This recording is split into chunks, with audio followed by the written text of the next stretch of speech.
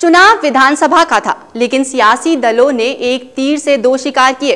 विधानसभा चुनाव के बहाने साल 2014 में होने वाले लोकसभा चुनाव की तैयारियों का जायजा भी लिया और यह जानने की कोशिश की कि किन क्षेत्रों में उनकी स्थिति मजबूत है और कहां कमजोर।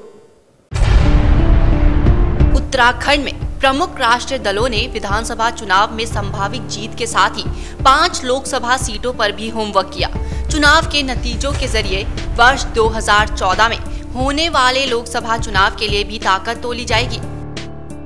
राज्य के तीसरे विधानसभा की चुनावी जंग में प्रमुख राष्ट्रीय दलों कांग्रेस और भाजपा ने जिस तरह ताकत झोंकी और व्यू रचना में एक दूसरे की घेराबंदी की, उससे यह तस्वीर तो साफ हुई कि होमवर्क के बाद नतीजे अपने पक्ष में मोड़ने के लिए दोनों ने ही जमकर पसीना बहाया। चुनाव की दस्तक के साथ सूबे में शुरू हुई राष्ट्रीय नेताओं की आमद होने के साथ ही इस बारे में संकेत नजर आए, लेकिन बाद में दलों की रणनीति में यह धमक तेजी से सुनी गई। एंटी इनकम्बेंसी पर भरपूर भरोसा कर रही मुख्य विपक्षी पार्टी कांग्रेस की पूरी कोशिश यही रही कि इस फैक्टर को सूबाई सियासत के दायरे में रखा जाए, जबकि सत्ताधारी भाजपा ने इसे राष्ट्रीय स्तर से जोड़ने की कोशिश की। यह लोकसभा का फैक्टर ही रहा कि कांग्रेस हाईकमान ने विधानसभा चुनाव की कमान प्रदेश संगठन के बजाय सांसदों के सुपुर्द की। लोकसभा की 5 सीटों के तहत 14 विधानसभा क्षेत्र वार राज्य के चुनाव का जिम्मा सांसदों ने संभाला।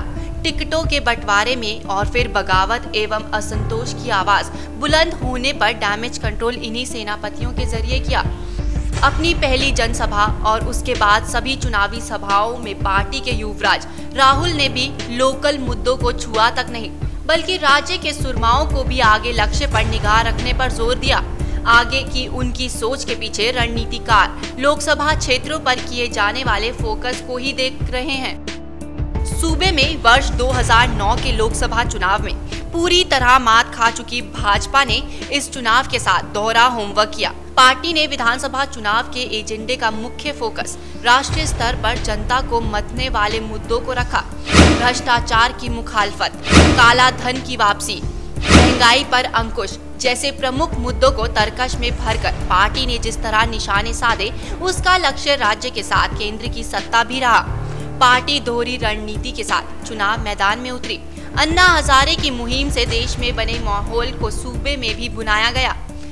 हालांकि पार्टी के शीर्ष नेता लाल कृष्ण आडवाणी ने देशव्यापी जन चेतना यात्रा के दौरान उत्तराखंड में अपने पड़ाव में इसके संकेत भी दिए थे। विधानसभा चुनाव में खंडूरी है जरूरी मुहिम पार्टी की इसी रणनीति का हिस्सा मानी जा रही है। दलों की निगाहें अब चुनाव परिणाम पर टिकी हैं। चुनावी ऊंट किस करवट बैठा और राष्ट्रीय दलों के होमवर्क का कितना कारगर रही, यह भी साफ हो जाएगा। सौभाग्य मिथिला उत्तराखंड के लिए ब्यूरो चीफ मुकेश शर्मा की रिपोर्ट। आज के विशेष में बस इतना ही। उत्तराखंड की ताजा तरीन खबरों के लिए देखते रहिए रोजाना सुबह 9 और रात 8:30 और 9:30 बजे आपका अपना न्यूज चैनल सौभाग्य मिथिला। नमस्कार।